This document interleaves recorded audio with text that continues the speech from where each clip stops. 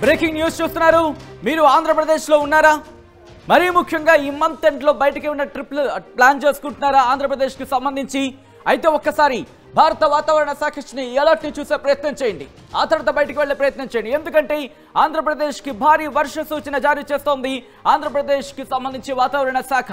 మరి ఏ జిల్లాల మీద ప్రభావం ఉండబోతోంది, ఏ ప్రాంతాల మీద దీని ప్రభావం ఏ స్థాయిలో ఉండబోతోంది, ఉరుములు మెరుపులతో కూడిన వర్షాలు కురిసే అవకాశం ఉందా, ఏ తీవ్రతతో ఉండే అవకాశం ఉంది, ప్రస్తుతం ఎక్కడ ఉంది, ఎలా ఉంది, ఎటువైపు కదులుతోంది, ఎటువైపు వచ్చే అవకాశం ఉంది, ఏ ప్రాంతాల మీద దీని ఇంపాక్ట్ ఉండబోతోంది అనేది ముందు మాట్లాడుకునే ప్రయత్నం చేద్దాం. ఇదే అంశానికి సంబంధించి భారత వాతావరణ శాఖ ఏం చెబుతోందో అనేది కూడా మీ ముందుంచే ప్రయత్నం చేస్తాను. ముందుగా ఒకసారి మ్యాప్ ని చూపించే ప్రయత్నం చేస్తున్నాను. ప్రస్తుతం ఎటువంటి సినారియో ఉంది అనేది ఒకసారి మీరు చూస్తే కనుక ఇదిగో మ్యాప్ కి సంబంధించి ఒక్కసారి నేను కాస్త జూమ్ అవుట్ చేసే ప్రయత్నం చేస్తున్నా. ఎస్, ఇదిగోండి అండమాన్ నికోబార్ దీవుల నుంచి మొదలుపెట్టి ఇటు శ్రీలంక వరకు మీరు చూసుకుంటే కనుక ఇంపాక్ట్ ఇక్కడ ఉంది. ఆగ్నేయ బంగాళాఖాతంలో ఆవర్తనం ఏర్పడింది. ఈ ఆవర్తనం కాస్త వాయుగుండంగా మారే అవకాశం ఉంది. ఈ వాయుగుండం కాస్త ఇది కాస్త అల్పపీడనంగా తర్వాత వాయుగుండంగా మారే అవకాశం ఉంది. దానికి సంబంధించి మీరు చూస్తున్నారు ఏ తీవ్రత ఉందో మీరు అర్థం చేసుకోవచ్చు. ఇటు అండమాన్ నికోబార్ దీవుల నుంచి చూసుకొని ఇటు శ్రీలంక వరకు కూడా ఆ ఇంపాక్ట్ మీరు చూడొచ్చు. ప్రస్తుతం ఆవర్తనం ఏర్పడింది. ఈ ఆవర్తనం కాస్త అల్పపీడనంగా మారే అవకాశం ఉంది. అల్పపీడనం బలపడి ఇటు వాయుగుండంగా మారి ఇటు ఆంధ్రప్రదేశ్కి మరీ ముఖ్యంగా ఇటు రెండు తెలుగు రాష్ట్రాలతో పోల్చుకుంటే మరి ముఖ్యంగా ఆంధ్రప్రదేశ్ మీద ఇంపాక్ట్ ఎక్కువగా ఉండే అవకాశం ఉంది అనేది మనకు అందుతున్న సమాచారం. ప్రస్తుతం ఇక్కడ ఇంకా ఉంది, దాని తీవ్రత అనేది ఇంకా అంతవరకు మనకి ప్రెసెంట్ అయితే యాజ్ ఆఫ్ నౌ అంత లేదని చెప్పుకోవాలి. కానీ మరో వారం రోజుల్లో దీని ప్రభావం మనకు ఉండే అవకాశం ఉందనేది భారత వాతావరణ శాఖ చెబుతోంది. సో ఈ నేపథ్యంలో ఇటు భారత వాతావరణ శాఖ ఏం చెబుతోంది అనేది నేను మీకు చూపించే ప్రయత్నం చేస్తాను. ఒకసారి ఇదిగోండి, ఇది భారత వాతావరణ శాఖ ఇచ్చిన రిపోర్ట్. ఇక్కడ నేను ఒకసారి డేట్ని నేను మీకు చూపించే ప్రయత్నం చేస్తాను. ఆ తర్వాత ఇన్ డీటెయిల్గా మాట్లాడుకునే ప్రయత్నం చేద్దాం. ఇక్కడ మీరు చూస్తే కనుక ఇదిగో 26, 27 తారీఖులకి సంబంధించి మీరు చూడొచ్చు. 26, 27 ఇక్కడ అంటే ఇంకొక వారం, ఇంకొక 5-6 రోజుల్లో మనకు ఆ ఇంపాక్ట్ కనిపించే అవకాశం ఉంది. ఈ నేపథ్యంలో ఒకసారి ఏ ప్రాంతాల మీద సినారియో ఎలా ఉండే అవకాశం ఉంది అనేది ఒకసారి నేను మీకు చూపించే ప్రయత్నం చేస్తాను. ఒకసారి మీరు ఇక్కడ చూసే ప్రయత్నం చేస్తే కనుక ముందుగా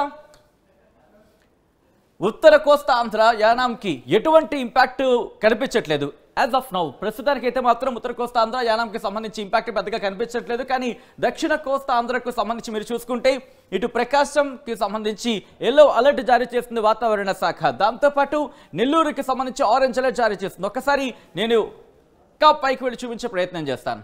ఎస్, ఇక్కడ గమనిస్తే కనుక నెల్లూరుకి ఆరెంజ్ అలర్ట్ జారీ చేస్తుంది. Heavy to very heavy rainfall likely at isolated places అని చెప్తోంది.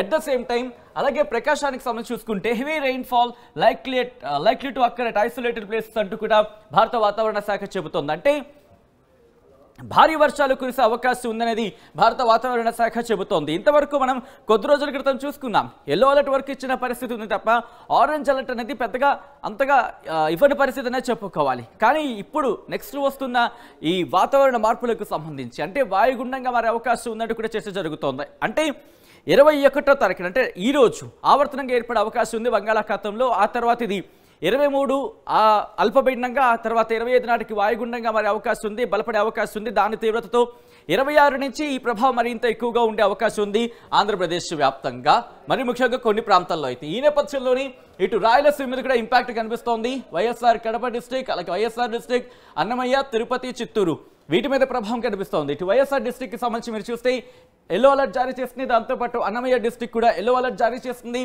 తిరుపతికి సంబంధించి ఆరెంజ్ అలర్ట్ జారీ చేస్తుంది. అలాగే చిత్తూరుకి సంబంధించి ఎల్లో అలర్ట్ జారీ చేస్తుంది. 3 జిల్లాల మీద ప్రధానంగా ఎల్లో అలర్ట్ సిచ్యువేషన్ ఉంది. ఆ తర్వాత ఒక జిల్లా ఇప్పటికే తిరుపతికి సంబంధించి మాట్లాడుకున్నాం. తిరుపతితో పాటు నెల్లూరు, తిరుపతి నెల్లూరు ఈ 2 జిల్లాలకు సంబంధించి ఆరెంజ్ అలర్ట్ జారీ చేస్తుంది. సో ఇప్పటికే ప్రభావం చూస్తున్నాం. ప్రస్తుతానికైతే మాత్రం నార్మల్గానే ఉంది. ఇటువంటి నేపథ్యంలో ప్రస్తుతం ఎక్కడ ఉంది, ఎటువంటి సిచ్యువేషన్ ఉంది అనేది చూసే ప్రయత్నం చేద్దాం. ఇదిగోండి ఇంపాక్ట్ మీరు చూస్తున్నారు. ఇదిగో చూస్తే కనుక ఇదిగో ప్రస్తుతానికైతే మాత్రం సిచ్యువేషన్ నార్మల్గానే ఉంది మనకి. ఈ నేపథ్యంలో నేను ప్లే చేస్తున్నాను. ఎలా మారే అవకాశం ఉంది ఇదిగో ఆ ఇంపాక్ట్ చాలా మెల్లిగా అయితే మాత్రం కలుగుతుంది. ఎందుకంటే ఆవర్తనంగా ఉంది. ఆ ఆవర్తనం కాస్త అల్పపీడనంగా మారి ఆ తర్వాత వాయుగుండంగా మారే అవకాశం ఉందని భారత వాతావరణ శాఖ అంచనా వేయడం జరుగుతోంది. బంగాళాఖాతంలో ఇప్పుడు ఏర్పడిన ఈ ఆవర్తనం అల్పపీడనంగా ఆ తర్వాత వాయుగుండంగా మారే అవకాశం ఉంది. ఆ ప్రభావం ఇటు మెల్లిగా ఆంధ్రప్రదేశ్ మీద మనకు కనిపించే అవకాశం కనిపిస్తోంది. సో ఇలా దాదాపుగా 22 కూడా నార్మల్గానే ఉంటుంది. దీని ప్రభావం మనకి మ్యాక్సిమం 23 నుంచి ప్రారంభమైన తర్వాత 25 నాటికి కాస్త పీక్స్కి చేరుకునే అవకాశం ఉంది. 27, 26, 27 నుంచి ఈ ప్రభావం ఎక్కువగా కనిపిస్తోంది.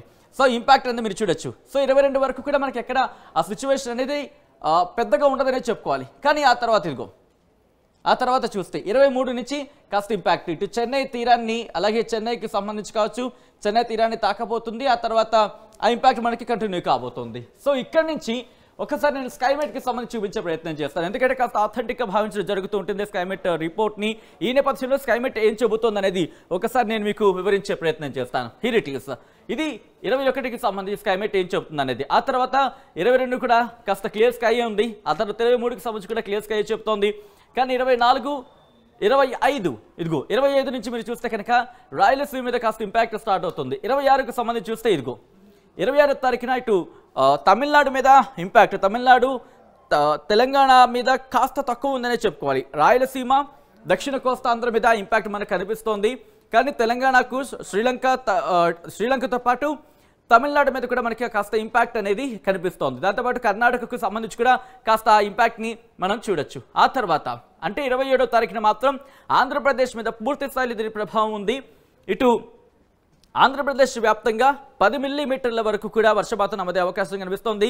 రాయలసీమలోని కొన్ని ప్రాంతాలకు 20 మిల్లీమీటర్ల వరకు కూడా వర్షపాతం నమోదే అవకాశం కనిపిస్తోంది. ఇక్కడ మీరు చూస్తే కనుక రాయలసీమకు సంబంధించి కొన్ని ప్రాంతాల్లో ఆ ఇంపాక్ట్ ఎక్కువగానే ఉంది. దాంతోపాటు 28వ తారీఖున రాయలసీమ మీద కాస్త ఇంపాక్ట్ ఎక్కువగా ఉంది కొన్ని ప్రాంతాల్లో. కానీ ఆంధ్రప్రదేశ్ వ్యాప్తంగా కాస్త తక్కువగా ఉండే అవకాశం కనిపిస్తోంది. ఇంపాక్ట్ ఉన్న చోట దాదాపుగా 20 మిల్లీమీటర్ల వరకు కూడా వర్షపాతం నమోదయ్యే అవకాశం ఉంది.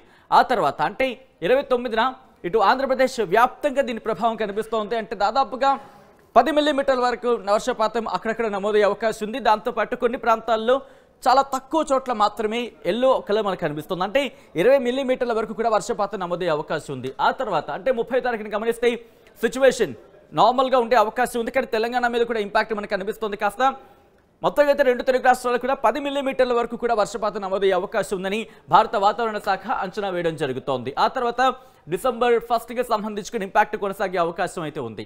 సో మొత్తంగా అయితే మాత్రం రాబోయే 10 రోజుల పాటు వాతావరణ శాఖ కొన్ని కీలక సూచనలు కావచ్చు, కీలక హెచ్చరికలు కావచ్చు జారీ చేస్తుందని చెప్పుకోవాలి.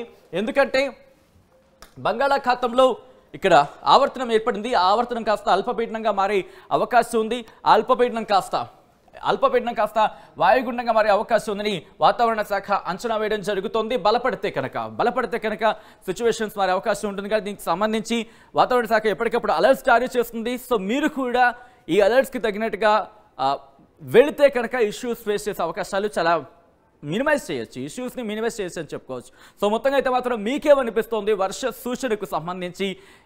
ఆ వర్ష సూచన వాతావరణ శాఖ వర్ష సూచన జారీ చేసింది. గత కొద్ది రోజుల క్రితం వర్ష సూచన జారీ చేస్తుంది. ఇప్పుడు వర్షాలు పడే అవకాశం ఉందని వాతావరణ శాఖ చెబుతోంది. ఇప్పటికే కాస్త చలికాలం కంటే కాస్త టూర్స్ ప్లాన్ చేసుకునే అవకాశాలు చాలామంది వెళుతూ ఉంటారు. ఈ నేపథ్యంలో ఆంధ్రప్రదేశ్కి సంబంధించి వచ్చే ప్రయత్నం చేస్తే కనుక ఈ 10 రోజులకు సంబంధించి కాస్త ఆలోచించుకోవాల్సిన సిచ్యువేషన్ ఉంది. మరి ముఖ్యంగా అన్ని ప్రాంతాల మీద కాదు, కొన్ని ప్రాంతాలకు సంబంధించి. ఎందుకంటే ఇటు కొన్ని రిపోర్ట్స్ చెప్తున్న దాని ప్రకారం 10 మిల్లీమీటర్ల వరకు వర్షపాతం నమోదయ్యే అవకాశం ఉంది. అక్కడక్కడ మరికొన్ని చోట్ల 20 మిల్లీమీటర్ల వరకు కూడా వర్షపాతం నమోదయ్యే అవకాశం ఉంది. సో మొత్తంగా ఏం జరగబోతోంది? బలపడుతుందా, బలహీనపడుతుందా? చాలా సందర్భాల్లో చూస్తూ ఉంటాం. బలపడితే కనుక ఇంత తుపానుగా మారే అవకాశం ఉంటుంది. బలహీనపడితే కనుక వాయుగుండంగా మారింది, కాస్త అల్పపీడనంగా, తర్వాత మళ్ళీ ద్రోణిగా ఆవర్తనంగానో లేకపోతే నార్మల్గా మారిపోయే అవకాశం కనిపిస్తూ ఉంటుంది. సో ఏం జరగబోతోంది, వాతావరణ శాఖ ఏం చెబుతుంది అనేది ఎప్పటికప్పుడు అప్డేట్స్ మీకు అందిస్తుంది ఆర్టీవీ.